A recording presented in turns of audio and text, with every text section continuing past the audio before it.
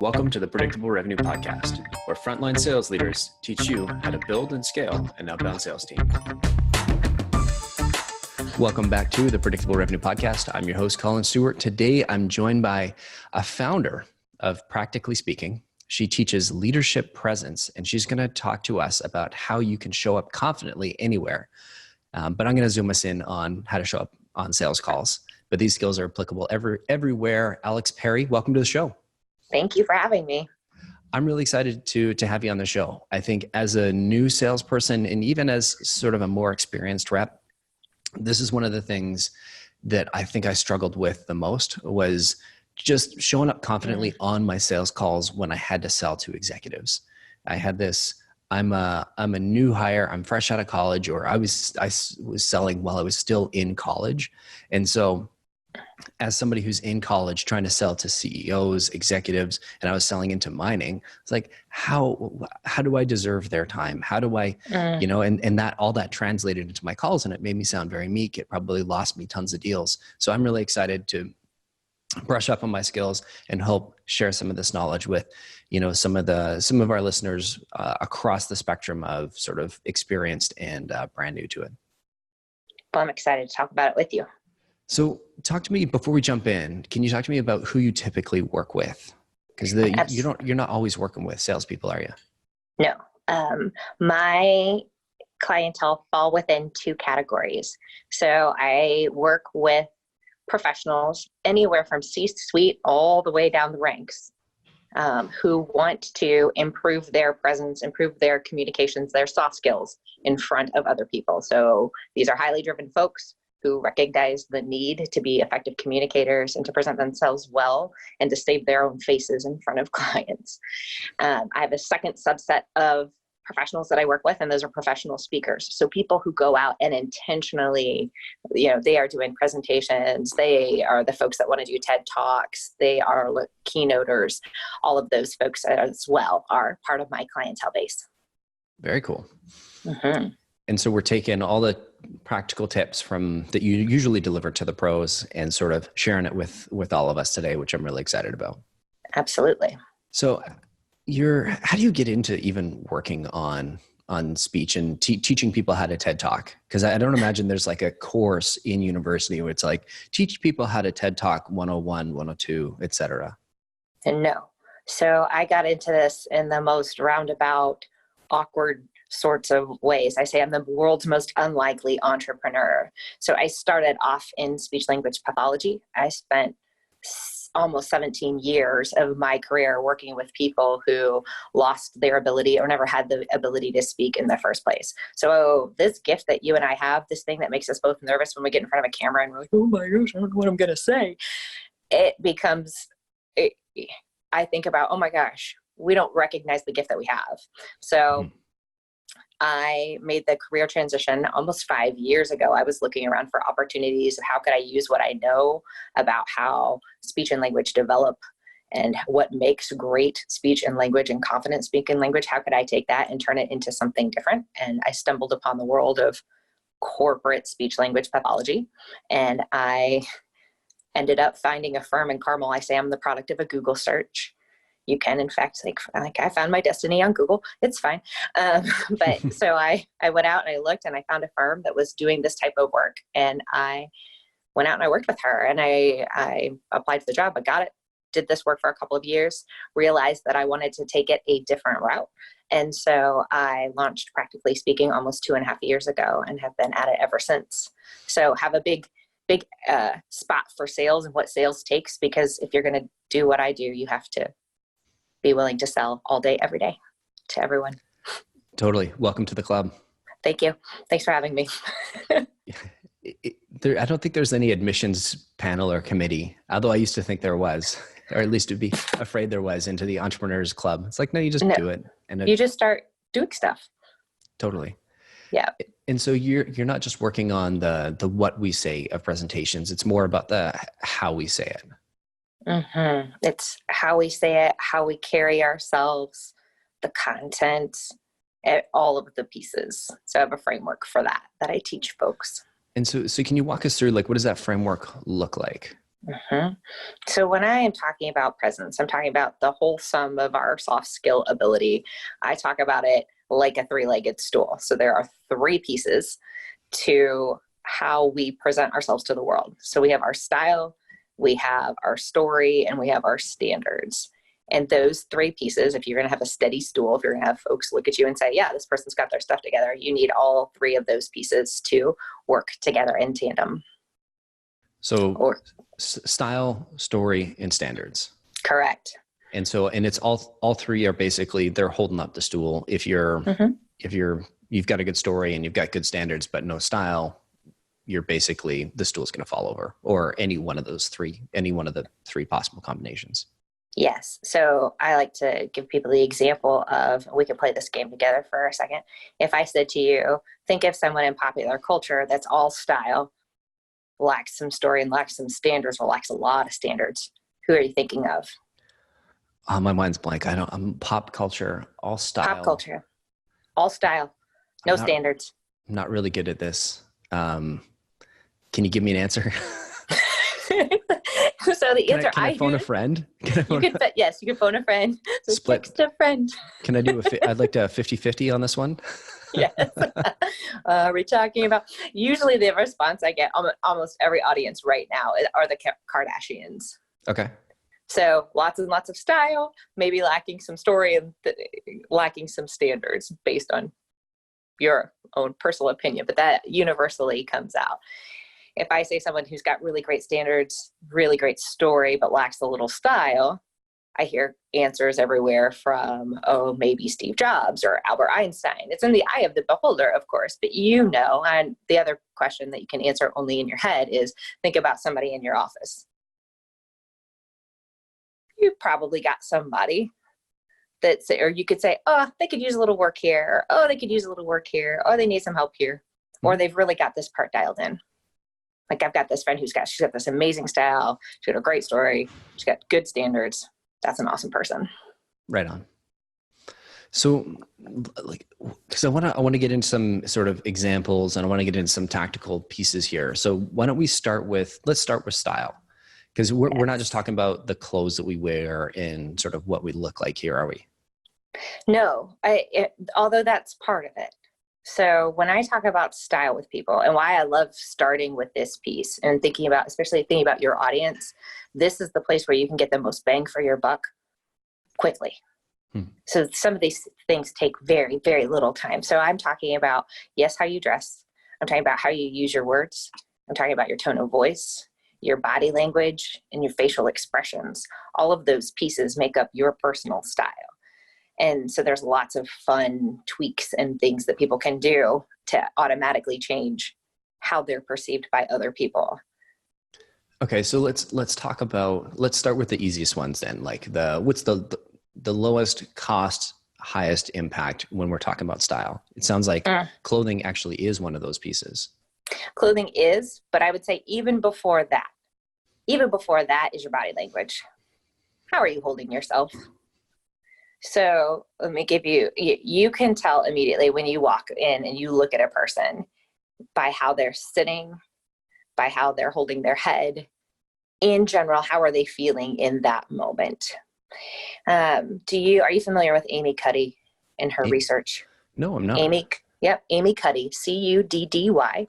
She's got a masterful TED Talk. Oh, is she the power posing person? Mm-hmm. Yep. Gotcha. So yeah. Yep. So she's subsequently written a book all on presence.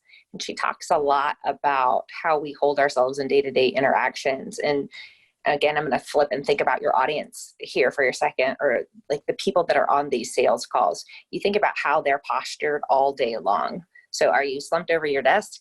Are you slumped over your phone? Are you holding yourself in what is considered to be a low power pose, a pose that makes you small? Mm-hmm. So are you spending your time there? Or are you spending your time sitting up tall? Is your phone put away? She talks about the very real effect of the I pose, that most of us are now spending our time looking down and turning our shoulders in, which is not a confident pose, and then therefore affects you physiologically. So when you go to make that next sales call, or you go to get in front of that executive, you don't feel as powerful as you could if you had spent your time doing something else, like sitting up straight.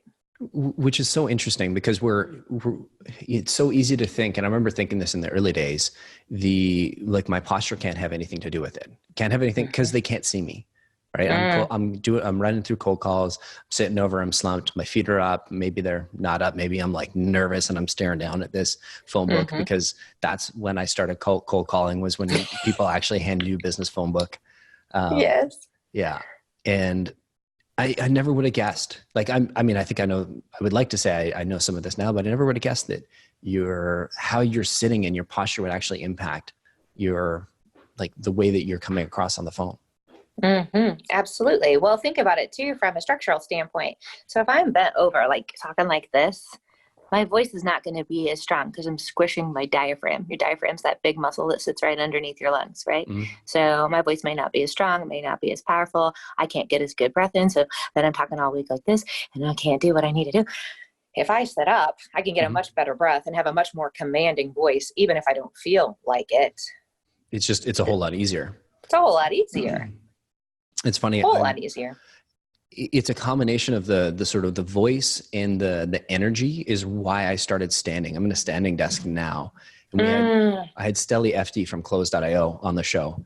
And he came on and he was just so high energy. And I remember watching my episode going like, man, he's so high energy. And I'm slumped over my chair and I'm leaning like this for some of it. And it was a great episode. I really enjoyed it, but I look like I'm bored. Yeah. I'm like, man, like, you look like you don't care. And so since then, we had a couple empty kegs at the office, and I put the keg up, IKEA table, then I had a standing desk. Brilliant. Make do with what you have, right? Absolutely. That's the best part of all of this, is that so many of these things require very little financial investment. It's personal investment. It's a little bit of time. It's a little bit of forethought. But from a dollars and cents perspective, these are easy fixes for folks. Easy. I'd almost argue that like changing the clothes for them, like if you're within a comfortable sort of salary range, changing the clothes would be an easier piece and lower cost, lower investment, because it's something you can buy and it requires no mental cognitive load to make that change. Can I push back on you and say that depends on whether or not you're a man or a woman? Because cognitive load for a woman on clothes, it depends on who you are and how you operate. So I would push back a little on the clothes being the easier piece. They are more they are a quick fix. Okay, so for sure for men, because I obviously don't dress. I have two boys. I'm a man myself. I only I put shoes on and I'm in like jeans, and then I pick like shirts that hopefully go together. So you have a uniform. That's my like level of cognitive load that goes into it. So yes, I can only speak for myself here. Yeah. Clothes are an easy fix. The easiest fix that I say with clothes is dress for the person that you're there to serve.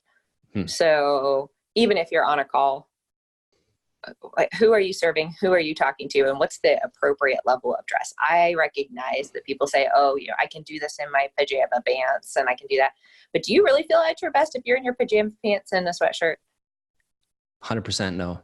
I mean, do you feel your best?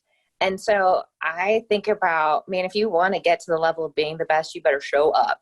You better show up, even if you're sitting in front of a computer screen and nobody sees your face. You are going to feel that difference. You feel the difference if you take a shower in the morning or not. You just do. I was just going to say I work from home occasionally. Even it used to be a whole lot more. And I've noticed a huge difference that I'm way more productive in the office, and I couldn't figure out why it is. And it's because I run to the office, not every day, but I can get a good 10K run in, come in, have a shower, and I'm awake and I'm alive. Whereas if you do the roll out of bed, get to the office as soon as you can, it takes my brain, an hour to come online. So should I invest in the running to the office, or should I invest in, but you're totally right. It's the shower, wake yourself up, get ready, get dressed, make sure you're feeling comfortable in your clothing, and then move on. And I don't want to stick on clothes for the whole episode. No. So style, it's basically the clothing piece. There is sort of dressing to at the level of the person you're trying to communicate, or who you, Yes. the person that you're there to serve is the words I was looking for. Yes. And then go ahead. Oh, yep. Dress who you want to serve. Dress appropriately for that. Hold yourself with confidence. Sit up straight. Try not to fidget so much. I always say, know what your tells are. If you don't know what your tells are, so what are the things that you do when you're typically nervous? Are you the pen clicker? Are you the glasses twitcher? Are you the person that's fiddling with your thumbs? Like, know those tells and find a compensatory strategy or something to do other than that. Move the pencil, take the glasses off, whatever it is that you do. And then the next pieces that really make a difference for folks are the words that come out of your mouth and the tone that you use when you're speaking. So I don't know if there's one of those that you'd like to unpack, but. Yeah. I mean, because changing the words seems like that'd be a huge investment to make if I'm going to change my whole vocabulary. So it's where I start with people is identify what words are not serving you well. So words that are weak words, your filler words, and your qualifier words. So if you can start with those, so start with the elimination process versus I've got to change my entire vocabulary. Just look at what are you doing that's not serving you very well. If you say sorry every third phrase, oh, sorry about that. Oh, sorry about that. Oh, sorry about that. It's almost a habit. It's almost a filler word. Oops. Yeah. You might be Canadian. You might, or American, right? I say Midwestern. It's that we can't walk past each other without saying sorry, and nothing even happened. You're just like, oh, sorry. Yeah. Don't apologize for being in the room. That's not necessary. And so, looking at those words first. That's where I usually start with people in terms of their words. And then also a really easy fix is how positive are you? Are you talking to yourself positively? Because if you're not talking to yourself positively, you're certainly not going to be talking positively to the people that are in front of you or on that call. Yeah, it's really interesting. I was listening to somebody else. It was either an audiobook or a podcast. And the person said, I think it's the audiobook I'm listening to. I want to say it's Brené Brown, Daring Greatly. Yeah. And she was talking about, it was another podcast guest recommended it. And so I picked it up. And basically she said that the people that are that say the meanest things about other people's appearances are actually the most unhappy with their own appearances. 100% true. And I'm sure I'm butchering like that's not the rough quote, but that's sort of the general idea. And so what you're saying is your own internal self-talk is actually having a dramatic impact on how you communicate and relate to others. Yes. So negative self-talk turns into negative talk, and negative talk is contagious. You know this in an office setting. If everyone around you is, like Cy Wakeman calls it, the BMWs, right? Bitching, moaning, and whining. Like, if everybody's got that tends to spread. So you've got to start with yourself first. And how are you talking to you? And then that's going to color and change how you're talking to other people. Gotcha. Yeah, we don't have any BMWs at the office, but we do have a Mercedes. But she's quite nice, though. Well, she's super nice.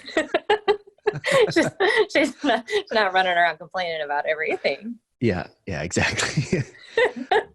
So it's staying away from the negative self-talk. And then you'd mentioned sort of tone, right? Does this sort of, because this has obviously got to work well with getting rid of some of the qualifiers and some of the negative language. So how does tone sort of have an impact here? So tone, first of all, most people don't even take the time to recognize what their own tone is. They don't want to listen to themselves because it makes them uncomfortable. So, right. Listening to this podcast, that was like, it was climbing a mountain for me initially. Yes. This guy sounds like an idiot. Why would anybody want to listen to this? It was like, that's what was going through my head. I've gotten used to it now.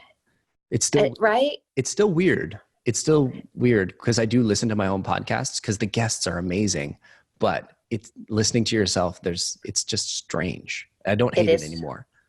Do you know why it's strange? Enlighten me. I've got some guesses, but.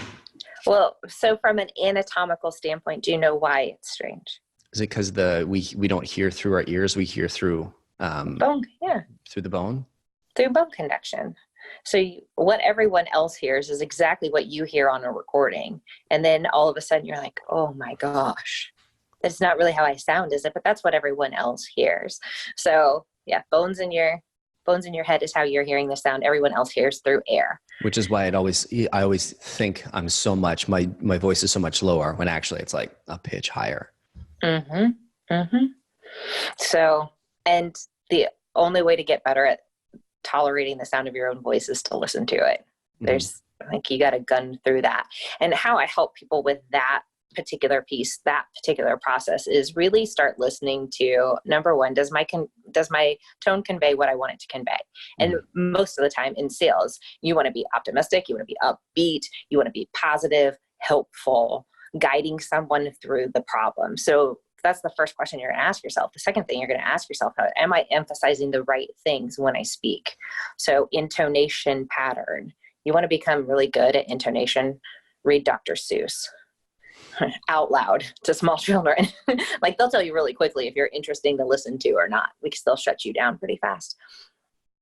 But are you emphasizing the words that you want people to remember? So if I'm talking to you and I really want you to remember a particular word, I'm going to put emphasis on that.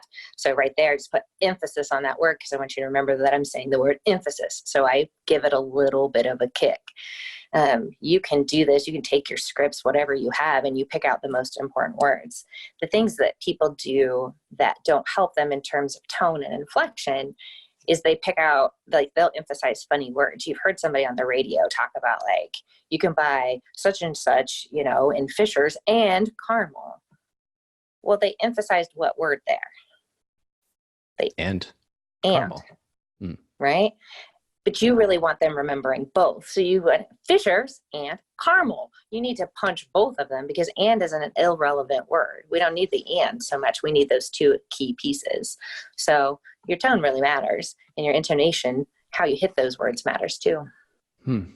It's interesting as you're describing this. It's almost like the difference between sort of if you've ever looked at sheet music, right? It's the difference of knowing the words and actually being able to see the words and see the notes outlined underneath them. Yes. That's a great analogy. Well done. I can't sing at all. You don't want to.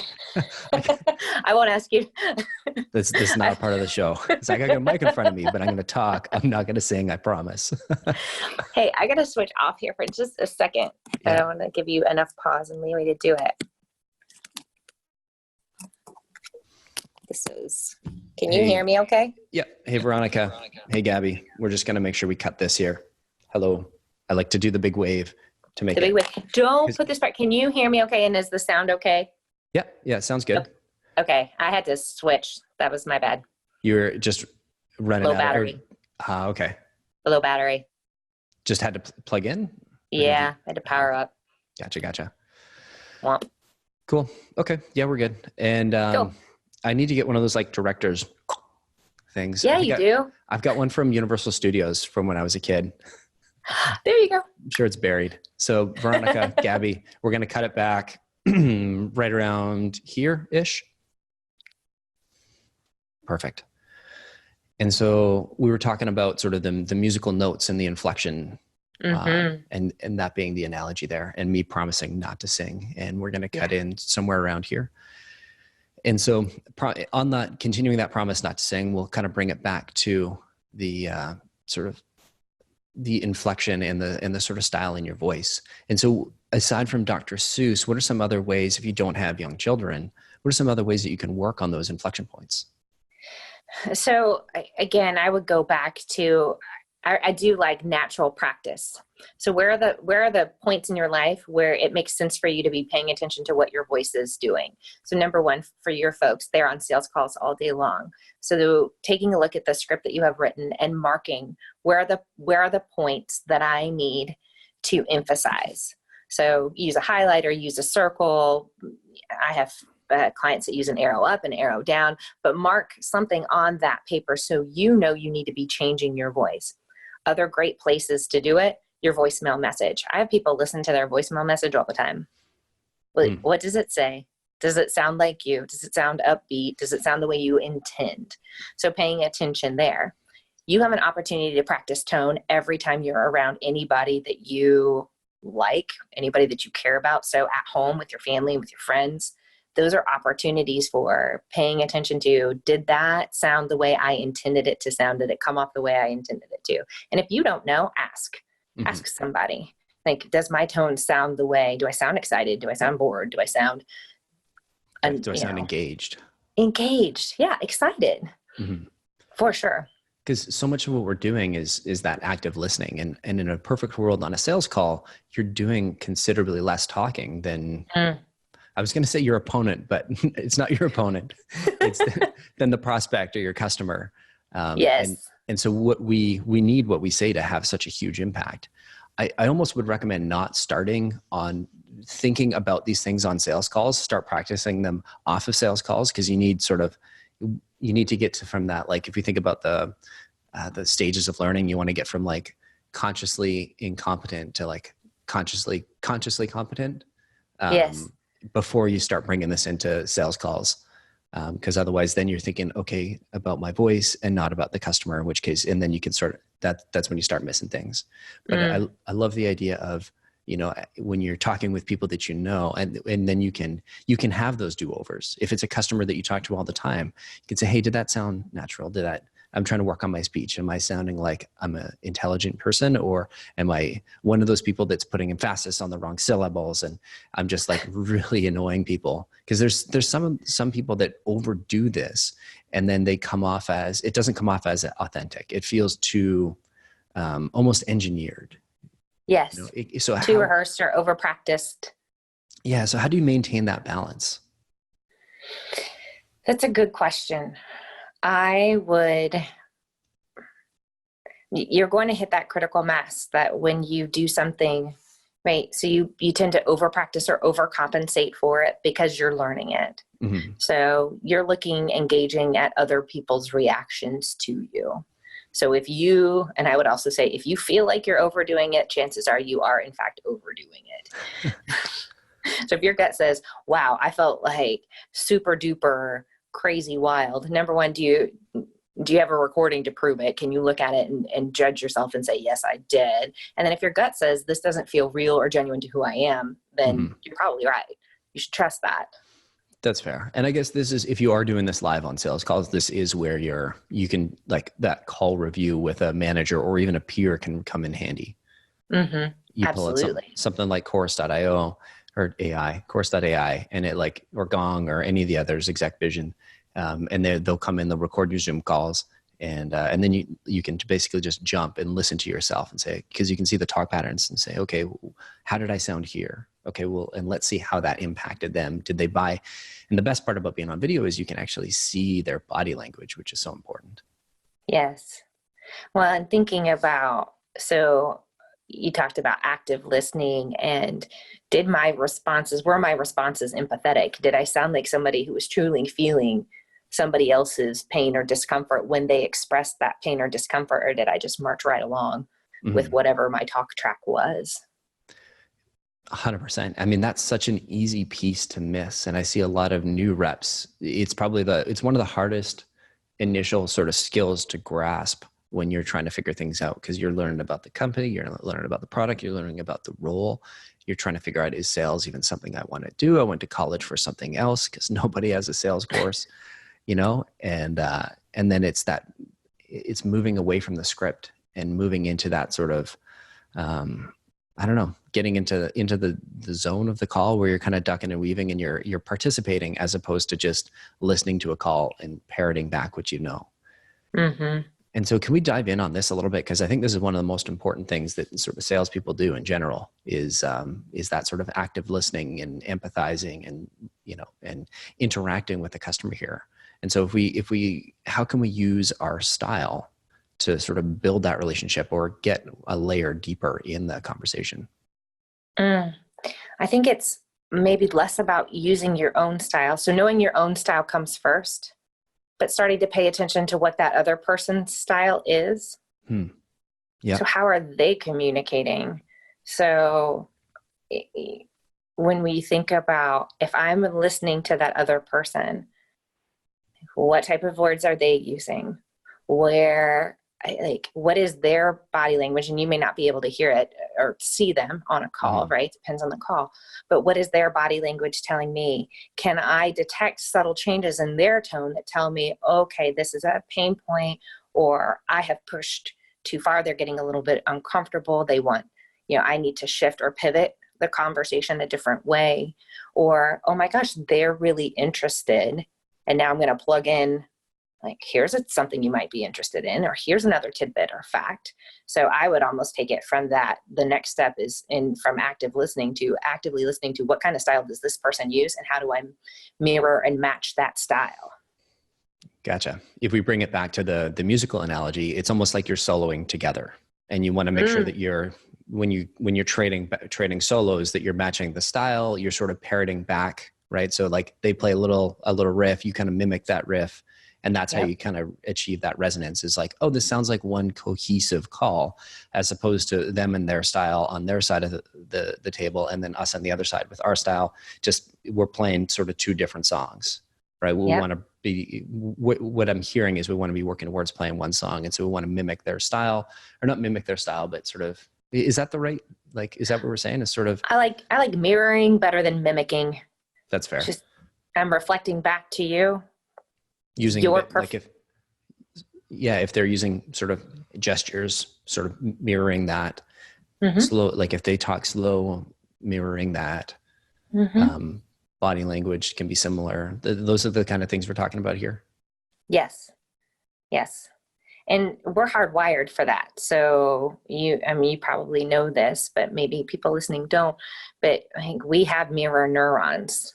So neurons that are in our brain that are designed to look for and imitate the person's face that's in front of us. You know this, you have toddlers, you have twin toddler boys. So you know this, if you hold a baby long enough, and that baby smiles at you long enough, eventually you're going to smile. And then you have that connection. So we can use those mirror neurons to say, I'm creating connection with you because I'm deferring to your style, which is going to make you feel more comfortable. And that's my goal as a salesperson, is that you are comfortable. I like it. Also, if you're holding a baby and it's smiling and you're not smiling, like, that's impossible. It is impossible, right? Your brain is hardwired for that. Eventually that baby will get you. They do not care. So if we take it up a couple levels and let's put the baby down back in the crib for a second. If we sort of wrap up talking about style, what are the top kind of things that people fuck up when they're when they're not paying attention to their style? Where are the biggest fuck ups?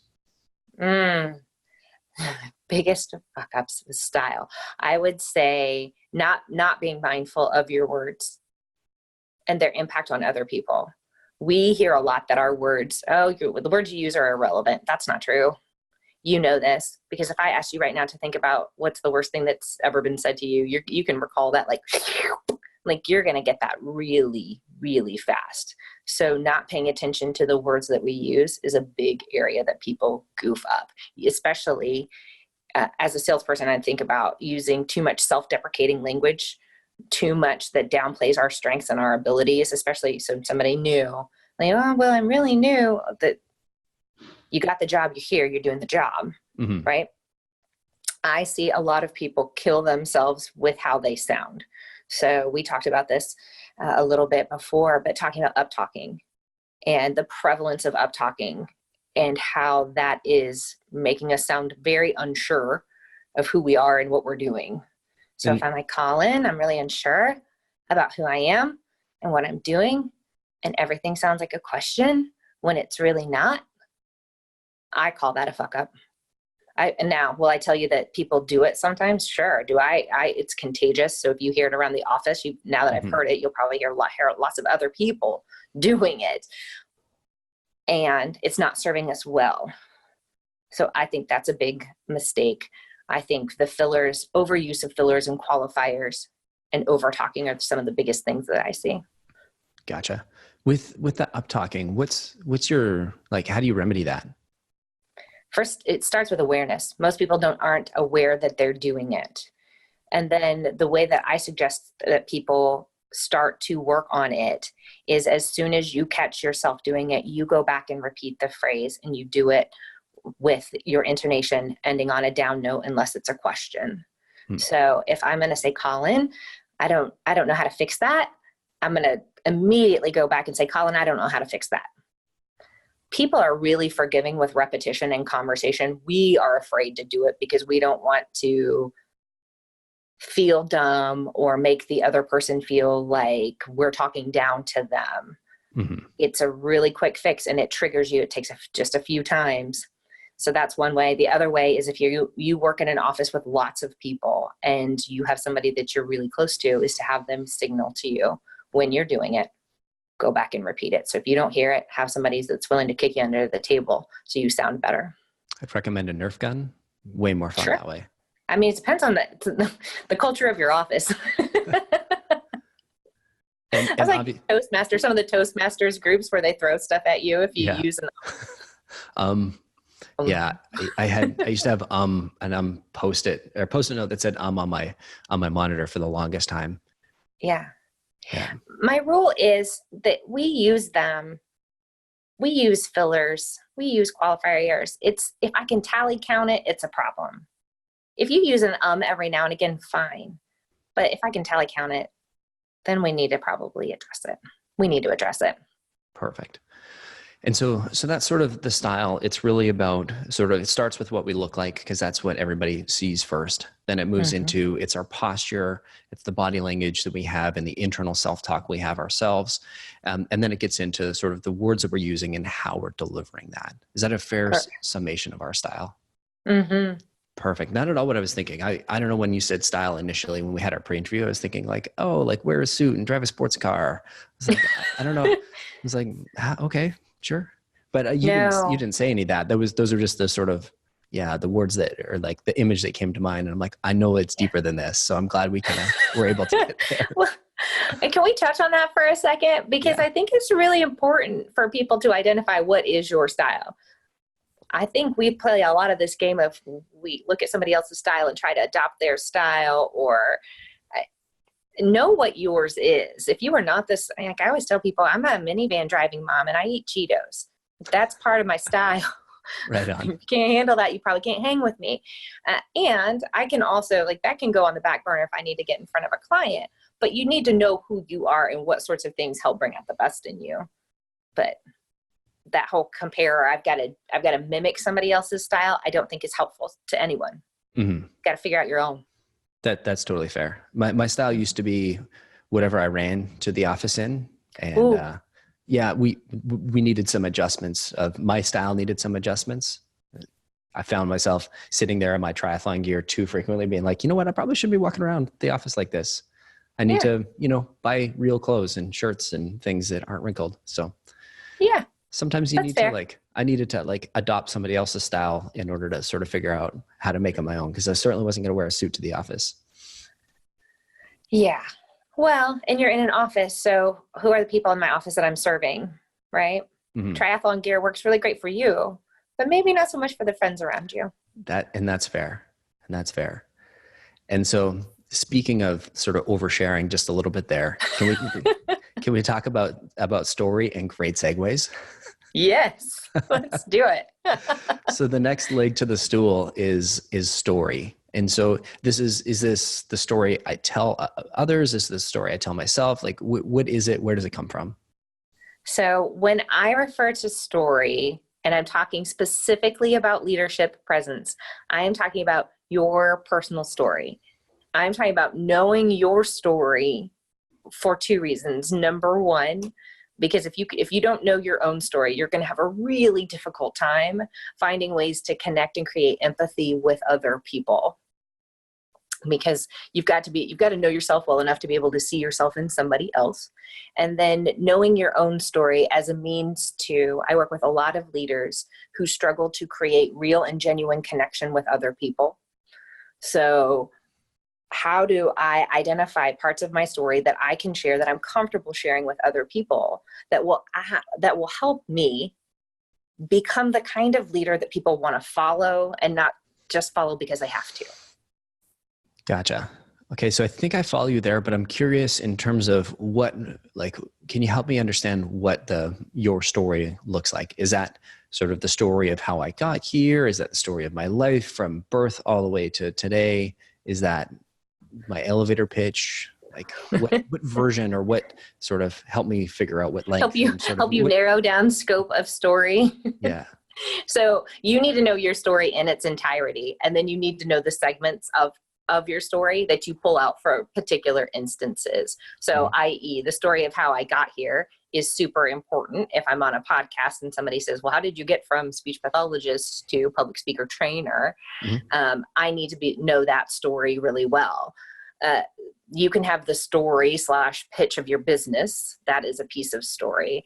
But when I look at story, I look at all of those components as a means to, what do you need? Like, what do you need to use it for? So I didn't explain that very well, did I? Should I rephrase that? Yeah, let me see if I grok it, because it's okay. One of those, like, even in our pre-interview, I was like, okay, I understand what you're saying, but I'm still like, I want to make sure I get it right. Yep. So when I think of a story, I think of like a book, and I'm thinking of like all the individual stories or individual, I think you said moments that had an impact on your life. Those are the chapters. Yep. And then the story is basically the collection of those chapters.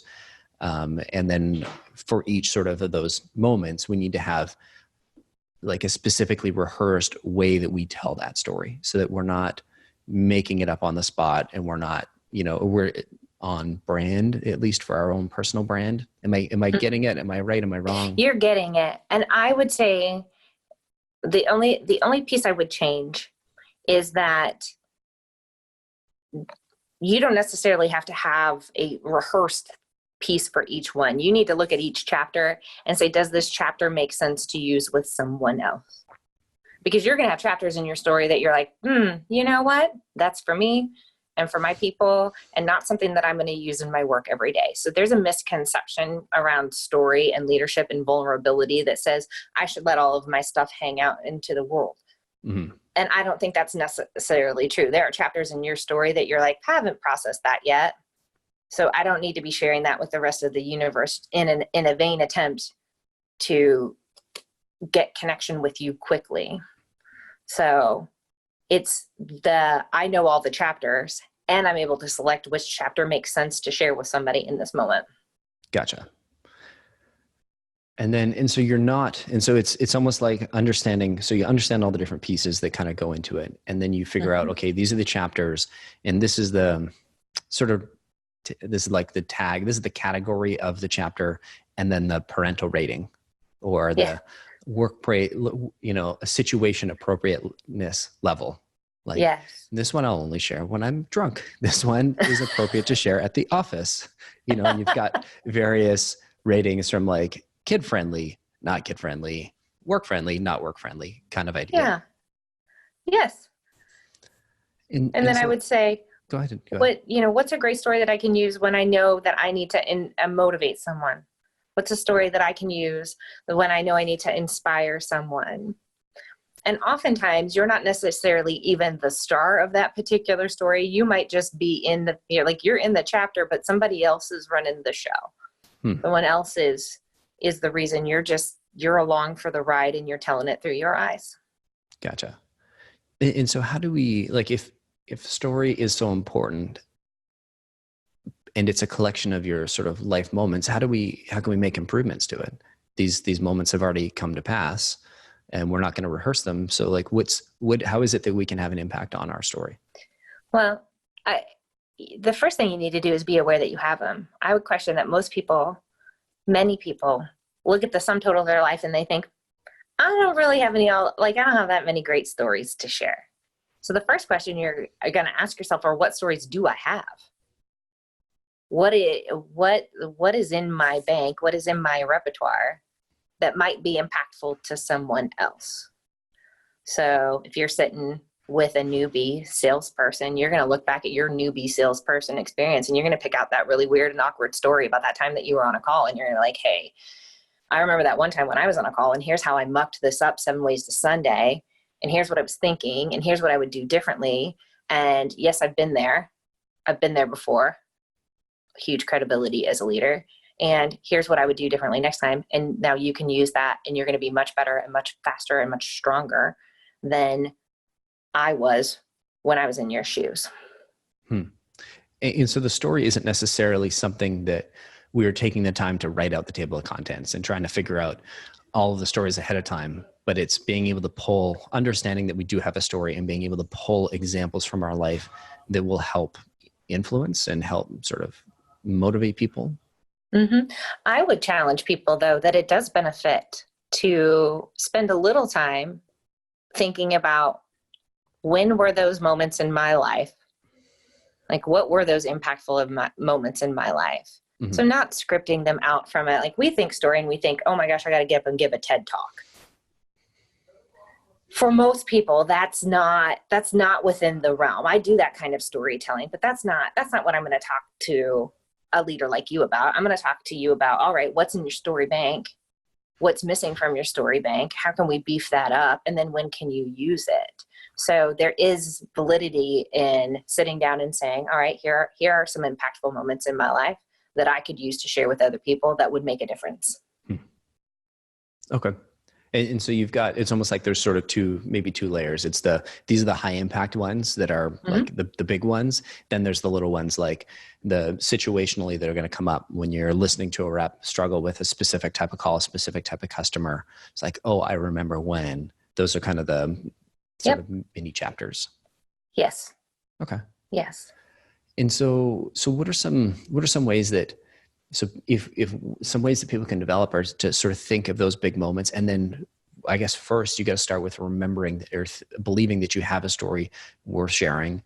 Then second is sort of taking a major story inventory. What are some other ways they can help develop that story and develop sort of sharing appropriately the right stories?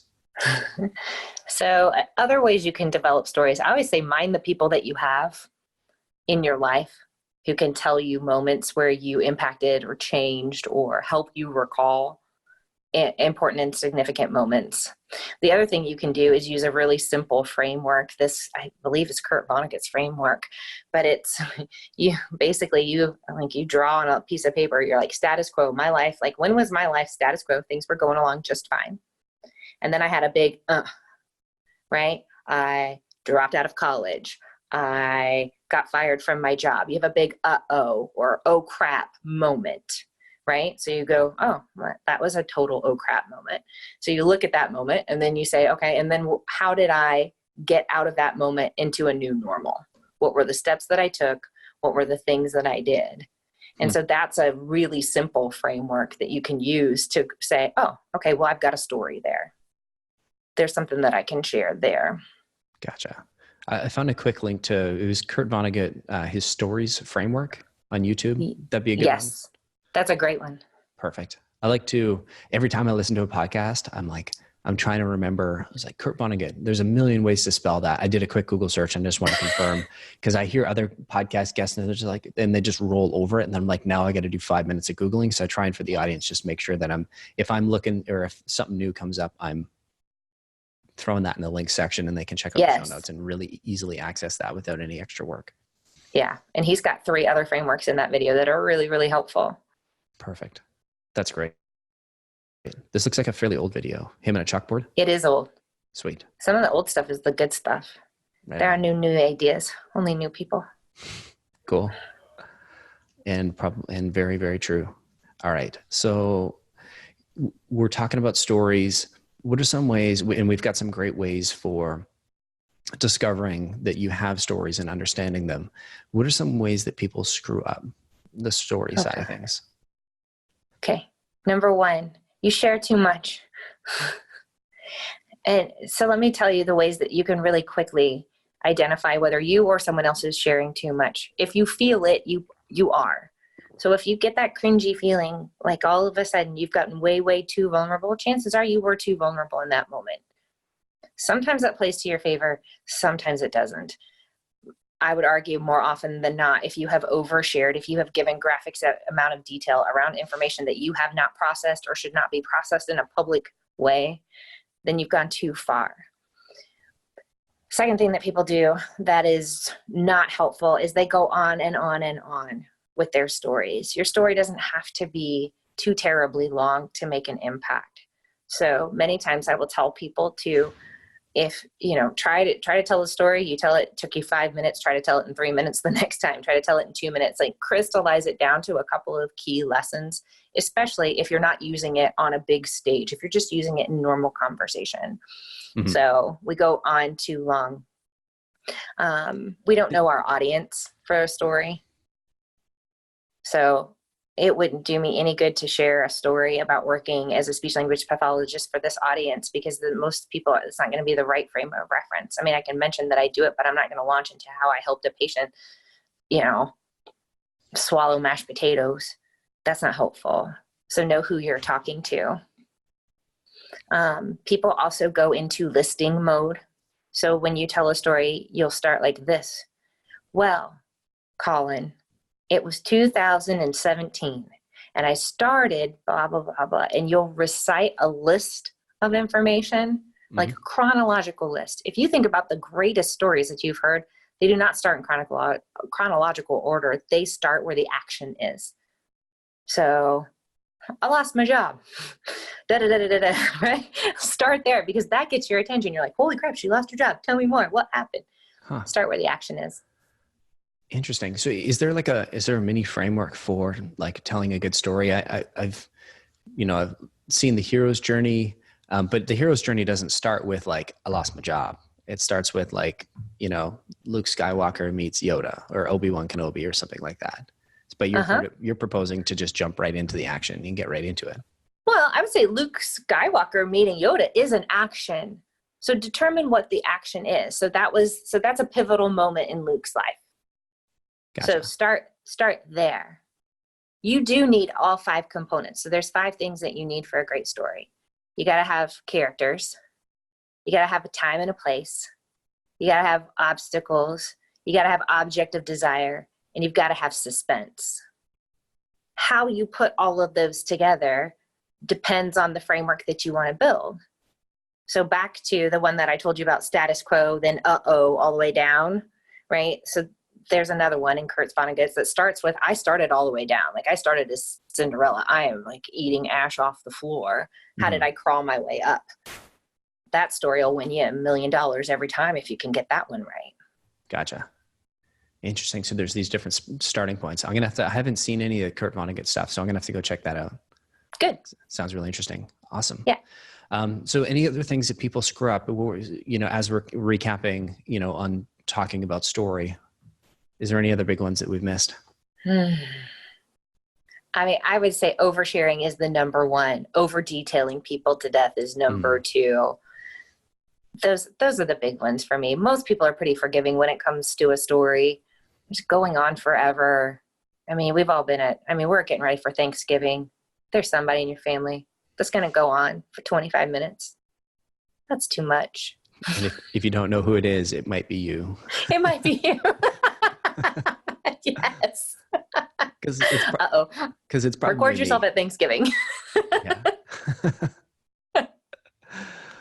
Awesome. And so as we transition, we've talked a little bit about style. We've talked a little bit about the story. The last leg of the stool is the standards. Yes. And so help me understand what you mean by standards. By standards, I mean your values on display. So your values in action. Do you say what you're going to do? Because at the end of the day, everything else, right? Everything else matters, but not nearly as much as this. So you can have a great story and you have great style, all of those pieces. But if your standards don't hold, if I tell you I'm going to be timely, if I tell you I value timeliness and I hold that as a standard in my life and I am late for every meeting that you and I have together, you're like, you are full of BS. Mm-hmm. Right?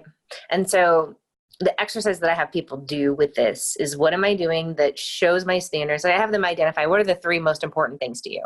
Like right now, if I told you, what are the 3 most important things to you? You list those out. Mm-hmm. What are you doing that shows people that behavior? And what are you doing that conflicts with that? Every decision you make reflects your standards. Gotcha. So it's almost like your standards, it doesn't sound like the standards are like a multiplier, but it's almost like the psychological principle of a hygiene factor, where if your standards, it can only be a detractor. So if you have good standards, then it's going to hold up the other two legs of the stool, and those are your sort of multipliers. But if you have bad standards, it's going to basically, or no standards, it's going to multiply everything by 0. Yes. Okay. And so, I mean, this one here feels like you document your sort of the values and then work towards living to them. Is it that easy? It's that simple. It is that simple. It is not easy because we suffer from this condition called human. And so when we're tired and we don't want to, so say a standard for you or something that you say, I believe in following up. I'm going to follow up with someone, but you get home and you're exhausted.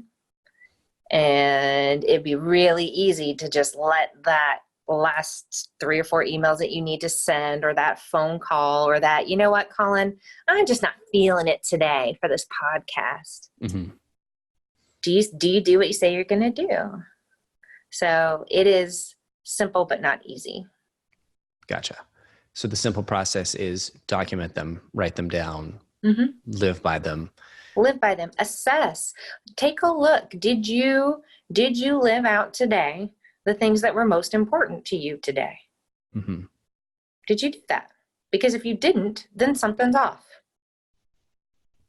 Yeah, I think I've heard a couple people doing sort of journaling for different reasons, whether it's mindfulness or I know there's a couple of people I've talked to that do it for stoicism. I haven't done it myself, but is this sort of what you're referring to? Is at the end of the day, sort of writing out, hey, did I, write down some examples of how I lived to this value?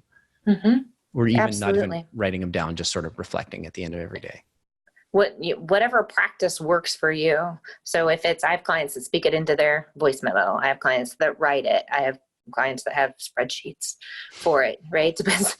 What's your personality type? Daily score on how well I did. Yes, exactly. I now I've come up with a pivot table or something crazy like that. Like somebody's done that. For sure. I like a more simple approach that says, here are the 3 things that I know are important to me. Did I hit these today? And if I didn't, why? What was the barrier? What stopped me from that? Right? Was I tired? Was I beaten down from a bad client meeting? What stopped me from that? And then what am I going to do next time so I can live within those? Because we're much happier when we live within those. Where we get discomfort is when we're not living up to the standard that we set for ourselves. That's uncomfortable. That feels bad. And that, we exhibit all sorts of weird human behavior around that. So we're blaming other people for our own suckiness. We're hiding out in our basement, eating Cheetos, watching Netflix, whatever, pick your poison, pick the thing that you know that you do when you're avoiding the fact that you aren't living up to what you set yourself up for. Interesting. My next question is, how does that impact somebody in a work scenario? But it's such an obvious one. Yeah. Right? That's the thing. There's nothing that I'm talking about today that you don't already know, or the people listening don't already know. It's what are you going to do about it? Do you care enough? So think about it this way. The people that you love to follow as a leader already do all of these things. They have these standards, and that's why you like them so much, because they do exactly what they say that they're going to do. And you're like, oh yeah, that's amazing. I want to be like that. If you think of like the example in my head, at least being an entrepreneur, is the Bill Gates from 20 years ago versus the Bill Gates from today. Yep. And we don't have to comment on style, but he certainly has a style, and that's improved, and his story has certainly improved. But you look at his standards and him fighting against, no, I'm not a monopolist, versus, hey, I made all this money, I'm going to give it all away. Yep. I think that's one of the reasons why, if you notice in the last, 10 years, his popularity as a thought leader, as a human, has probably surged compared to, I remember growing up, with Windows 3.1, Windows 95 was like the big launch when I was younger. And I remember everybody come 98 or 2000, everybody hated Bill Gates because Microsoft ran the world, or that was the opinion. Yeah. Yeah. So you get to decide, and then you get the simple joy of living it out. Live it out every day. And so, we talk about sort of reflecting on yourself and your story, but is there a good way to sort of assess yourself against the three sort of legs of the stool? Is it something we should be doing regularly? Is there should we just sit down and like score ourselves once a week? Like what is the right sort of cadence to do this? And what is the right way? Or is there a right way? So cadence depends on your personality. So I would look at this and say, am I the type of person who's going to make myself neurotic with this? Am I an overthinker who's going to sit down and overassess myself on this every day and drive myself crazy? Because I have those folks. I would say with fair regularity, once a week is sufficient to say, all right, looking back where, what did I do well? What didn't I do well? And where can I improve? I would also say the second thing that you need to do to assess yourself is have someone else take a look at you, at your actions, somebody that you trust, someone that you know that has your best interests at heart, and say, how am I coming off in these areas? Where are my blind spots? What is it that I'm doing that I'm missing? Because I know I'm missing something. So help me see, am I showing up well in front of clients? Do I sound good? Do I look good? Do I carry myself with confidence? When I'm sharing stories, do they make sense? Are they appropriate for the audience that I have? And am I meeting all the standards that I profess? If I say family is important to me, am I getting home every night? Mm-hmm. If I say being on time is important to me, am I doing that? If I say treating the customer right, no matter what is important to me, am I doing those things? Or am I somehow undermining my own behavior and not realizing it? So those would be the two big things. Cool. I love the sort of 360 element of not just of getting some third-party perspective to help you identify some blind spots. Oh, for sure. We're not meant to do any of this alone. We need folks to help us. Yeah. Spoiler alert. It's the hardest part to do is to actually go and solicit the third-party feedback and to take it in genuinely. But has been the most impactful for me, at least. Me too. All day long. Still hate it. hate the moments of it. You get the feedback sheet, like after I don't know how you get yours, but I'll do a talk or something. You get all the feedback and you zero in on that one negative one, and you're like, ah. Yeah, there's like 25 positives, but there's the one negative. There's that one. Well, that's it for me. Dang it. Yeah. Is it true? Is it helpful? How am I going to use it? Those are the questions that help me. Is it true? Is it helpful? How am I going to use it?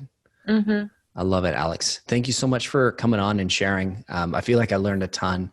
Before we go, I want to get a chance. Normally we end on a cold call role play, but I thought just because you're not somebody, you're an entrepreneur, but not somebody who typically would cold call. I thought we'd do more of an interested customer role play, just to soften it up. I'll still find some objections here, but we'll start from there. And so set the context for me.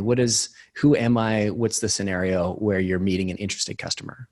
Okay. So Collin, you are obviously a sales professional. You've been in your role for quite some time. You're looking to move on to the next level.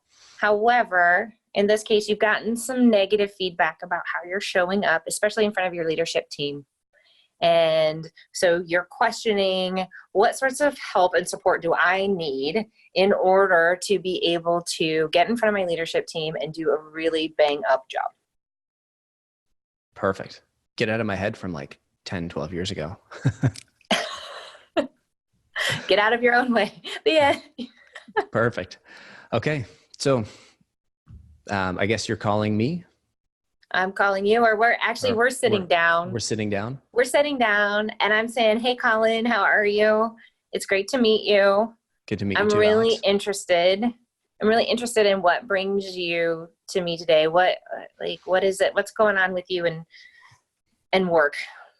Well, I've been in sales for 6 or 7 years now, and I just feel like I'm not quite advancing. I'm not sure why. Okay. So you're not advancing. You have no idea why. Talk to me more about what you're wanting to advance to. I want to get into a leadership role. I hit my number. I do a little coaching, sort of voluntarily just with other individuals on my team. But I never seem to get tapped for that, sales manager or sales leadership role. So you're hitting all the right buttons, but nobody's coming to you saying, hey, you're my guy, and you're watching some other people are other people getting moved up. And I mean, are there spots for you to go? I'd like to think so, but I've seen some people advance in front of me and hasn't felt good. Absolutely not. I hear you on that. It's hard to watch other people and not compare. Totally. For sure.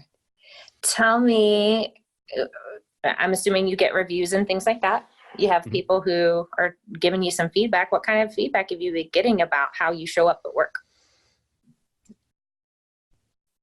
I've been told that I show up, I hit my number, and then, all the peripherals I'm not as enthusiastic about. Tell me about peripherals. What do you mean? Like, being here on time, dressed in the same way as everybody, sort of in how I interact and engage with, maybe I'm a bit casual at the office. Okay. Is that true? Is that accurate? Yeah, probably. Probably. You want to tell me more about that? Why is that the case? I'm having a real time getting into the character and doing some of this. Yeah. It's like, I can see you're leading me down a really good path, but I am just not a great actor. So, we don't have to do this. It's sure. Totally up to you. Because I'm laughing a little bit because I'm like, this feels super disingenuous. Because I don't know how to explain how people come to me other than they are like, let's go. I want to be amazing. Help me be better. Or they are crumbling because they have gotten crappy feedback. There you go.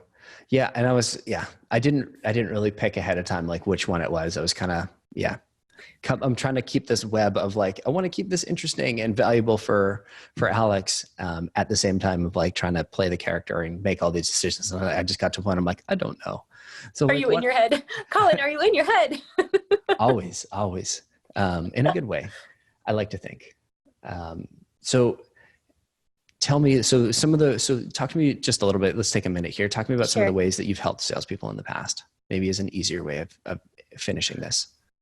Absolutely. And I would like a couple of really good examples.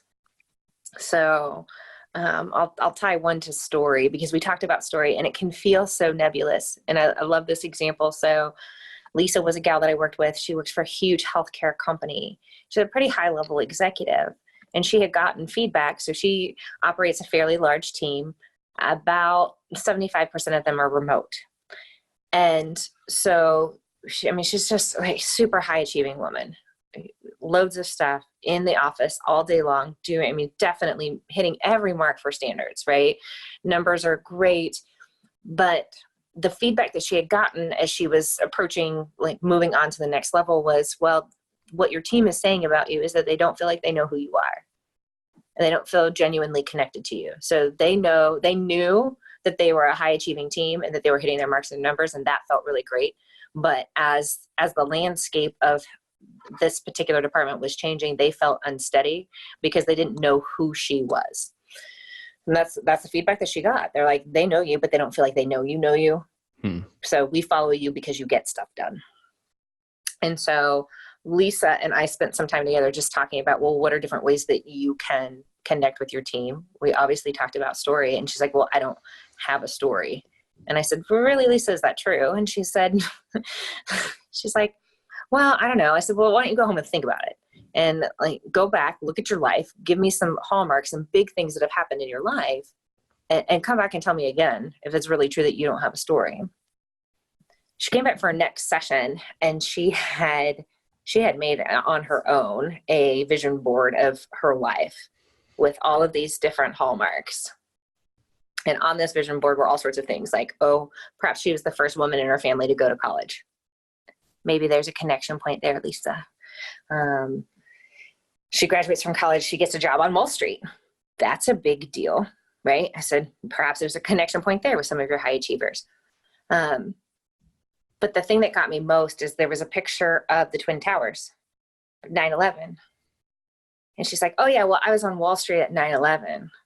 And I lost a bunch of my friends and I had to cope with, all of the stuff that was going on.